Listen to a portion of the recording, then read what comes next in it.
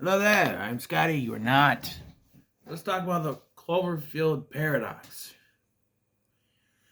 In 2018, February of 2018, if you watched the Super Bowl that year, you were greeted with a trailer for the Cloverfield paradox. Not only that, but you were also surprised to find out it was going to be premiering on Netflix right after the Super Bowl. Obviously, the Super Bowl was on at 10 o'clock at night, so I went to bed by, went to work, came home and watched it. The trailer touted this: 10 years ago, something landed on Earth. Now find out how or why. Find out how. So this movie was supposed to tie everything together. How the Clover monster landed on Earth in 2008, what the aliens in the second one were supposed to accomplish, and what the future film, what was supposed to be the future film, Overlord, would connect to this.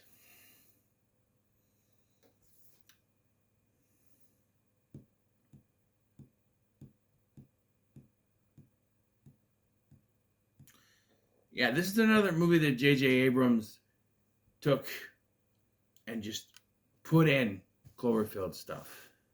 He Hellraiser the shit out of this. More so than the last one. This has more stuff in it connected than the last one. Although, much like the first two, there was some ARG stuff that I didn't discuss because it's complicated. But the ARG for this featured a character named Stambler, Mark Stambler, who is the brother of Howard Stambler, which is John Goodman's character from 10 Cloverfield Lane. However, also at the opening of this, you see Suzanne Cryer, who I didn't realize was the actress who played the strange lady trying to break into the bunker in 10 Cloverfield Lane. I didn't realize that was the same actress. I loved her in Two Guys and a Girl. Didn't care for her in Teen Beach Movie, though. Anyway, she was playing a very her character, though. The story of this movie. So this, first of all, Mark Stambler is trying to tell them this is the first big part of the connection. He is sitting there, he wrote a book named The Cloverfield Paradox, and he's warning that, so in 2018, they've come up with a solution for the increasingly bad shortage of oil and gas and everything at this point. When the film does take place in 2028, or is it 2018? I don't know. Whenever this movie first gets started, it is like $30 a gallon for gas. I think it's bad now. But this movie takes place ultimately in 2028, which I have problems with it dating that far in the future. But I guess if you want to have that kind of technology, so far the fact that we have 7G Wi-Fi or 7G internet on our phones, I barely have 5G in mine. But I actually have 4G, but my phone says 5G. It's like whatever the name of the phone is and 5G, but I don't go on 5G, I'm on 4G. You know what I mean? Anyway, so they're creating this new stable molecule. It's called the God particle, as a stable source of continuous energy. And so they're going into space to shoot it off and test it to make sure it works. But this Mark Stambler is cautioning that if you do that, it will tear a hole in the fabric of space-time, unleashing aliens, demons, and beasts from the sea, the likes of which mankind has never faced before, that could cross space and time. So that right there is your whole jumbled sandwich of exposition as to how this film connects to the previous two and possibly would have connected to Overlord should that have actually been part of this universe. And I even watched a video where they said that there are other movies that could connect to this, like Underwater. where there's creatures, big giant creatures underwater.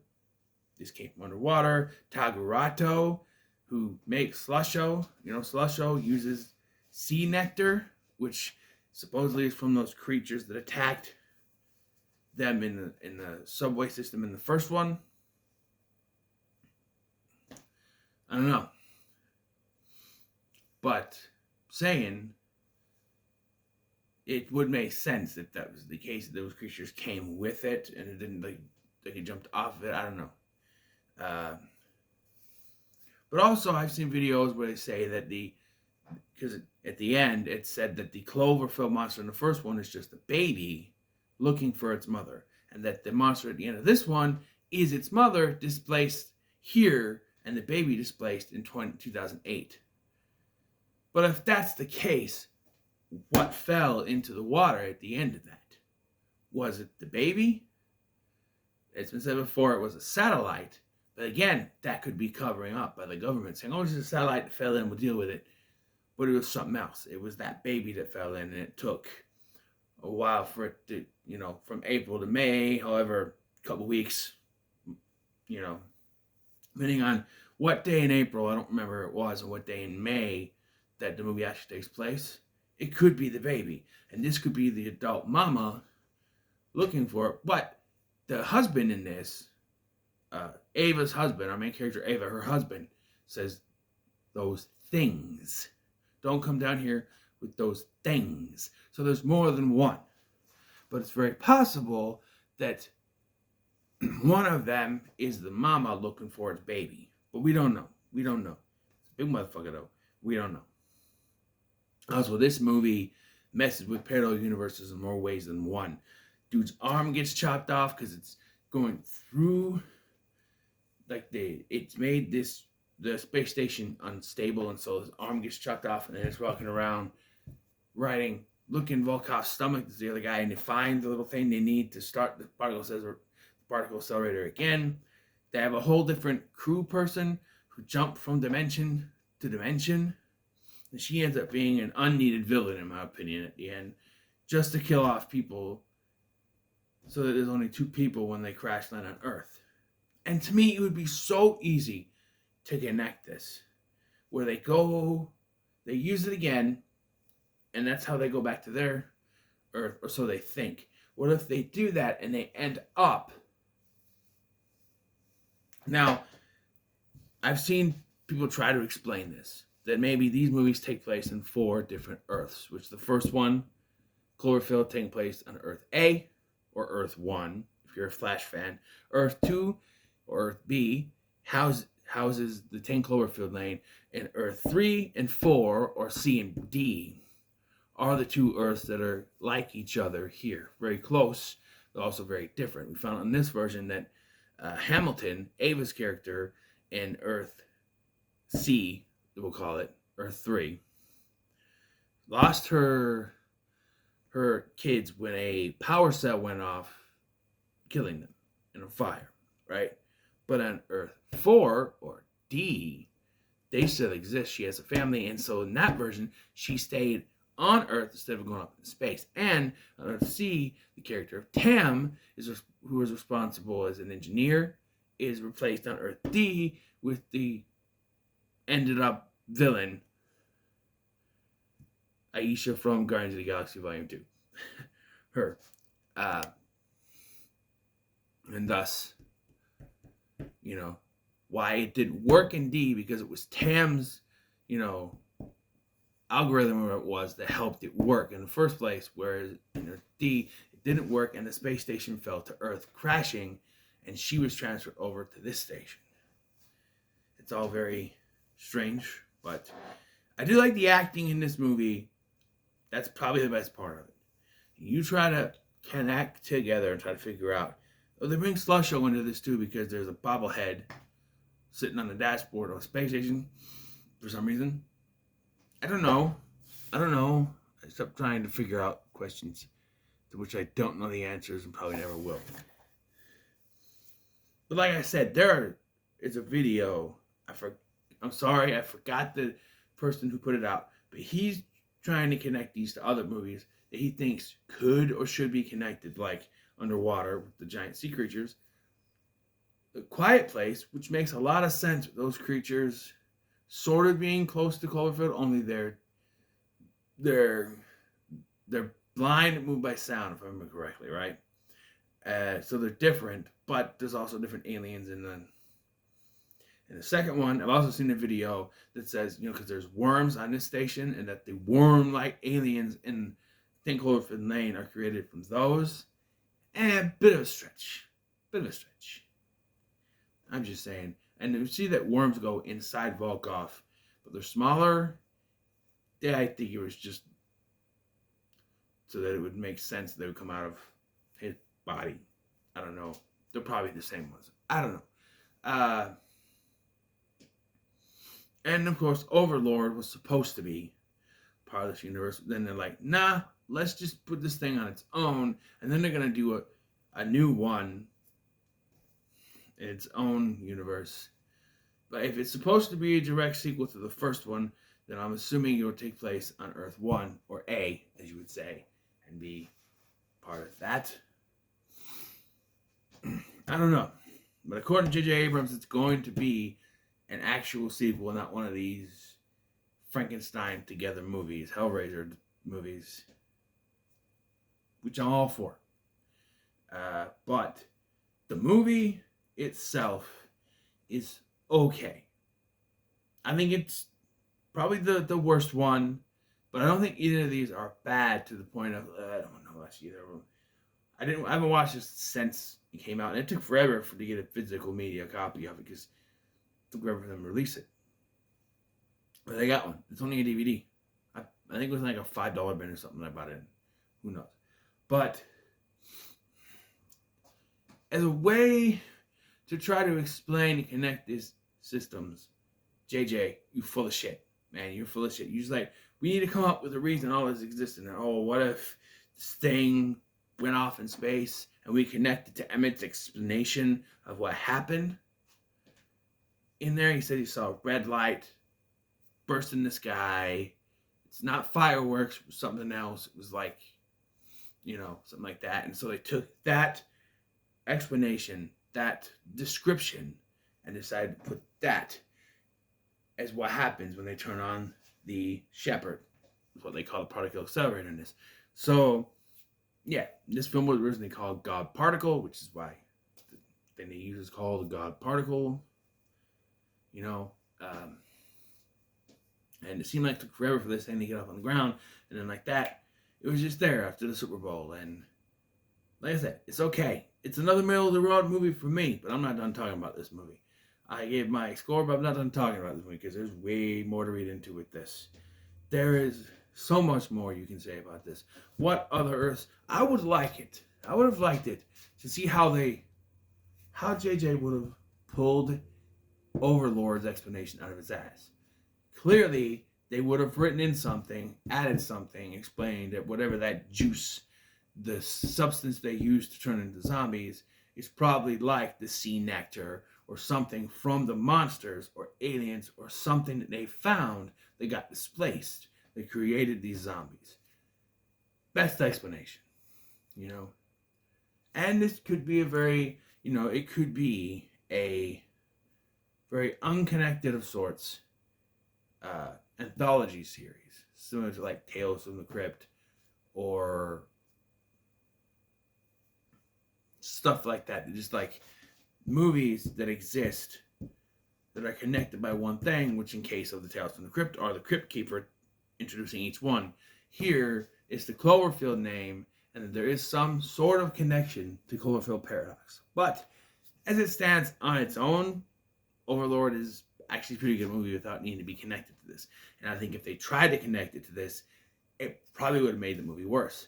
And I would like to see what 10 Cloverfield Lane, or The Cellar, and the Cloverfield Paradox, or God Particle, would have been like without shoving in the Cloverfield stuff. You know what I mean? I would like to see what those original films were. As I would like to have seen what Hellraiser Inferno would have been like before it was shoved in. Because as a psychological horror film, I don't think it would have been that bad. However, shoving the Hellraiser stuff into it made it a whole lot worse, in my opinion. And I don't like that. I hate the fact people praise that movie. Oh, it's not bad. It's not bad. It's not the worst. I think it is the worst. When the first time you watch it, you get a massive freaking headache from trying to figure out what's going on. Yeah, you can't go any worse than that. Then again, I'm probably the only one that had that. But you know what I mean? And this movie is a big hornet's nest of trying to figure out what the hell is even going on. But, like, from beginning to end, there are good parts to it. The cast is great.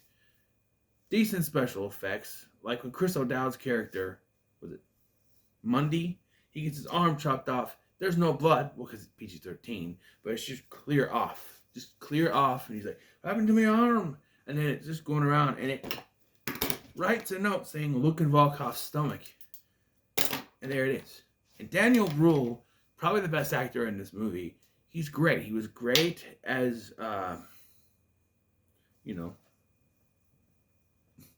in the Marvel Cinematic Universe. You know what I mean? What's his name?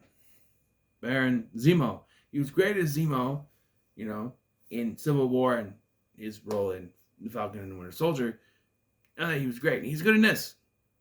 There's so many cast members in this that there's not one single character that gets to shine long enough, but it is a decent cast.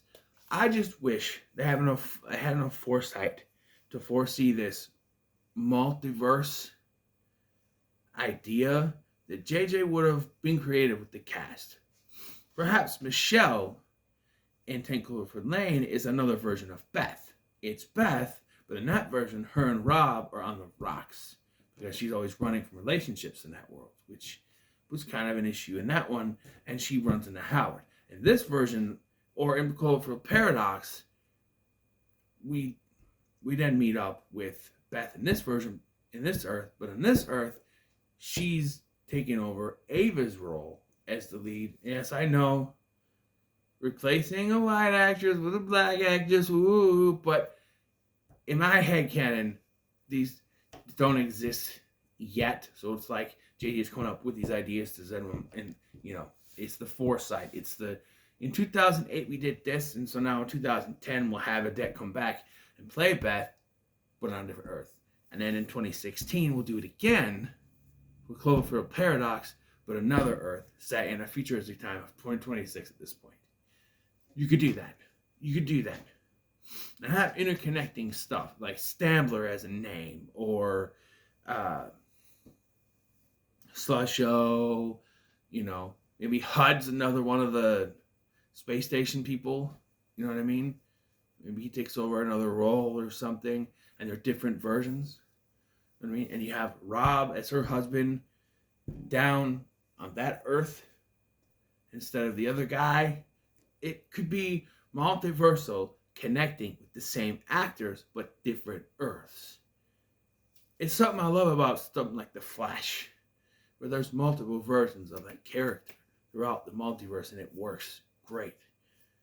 Thinking of a multiversal franchise where each film takes place on a different Earth, if J.J. Abrams just came up with it a little bit earlier, like after the first one, he's like, what if we do a sequel, but it's set in a parallel Earth with the same characters, but at different points in their life, maybe set in a different time. Like maybe this one takes place in 2008, in another universe is 2010, 2 years later, but we have the same kind of story where she's running, and it's very similar to Cloverfield Lane, although you could do that, Maybe Emmett is another version of HUD. I hate to keep bringing him back.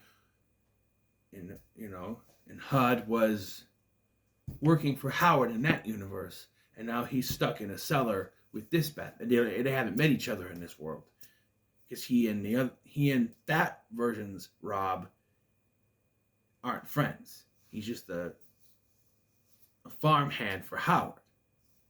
You know what I mean? Something that was brought on by me at first thinking that Keel, the captain of the ship, was the same guy as the security guard, as the army guy who lets the characters in the first film go to get Beth. And then I looked it up and realized it's not the same guy, but I thought they were. And I'm like, what if there's that connection? But it's not. But it would be cool. But they're not. And like I said, you could do other connections. And the idea of this multiversal franchise where it's just slightly different Earths would be cool.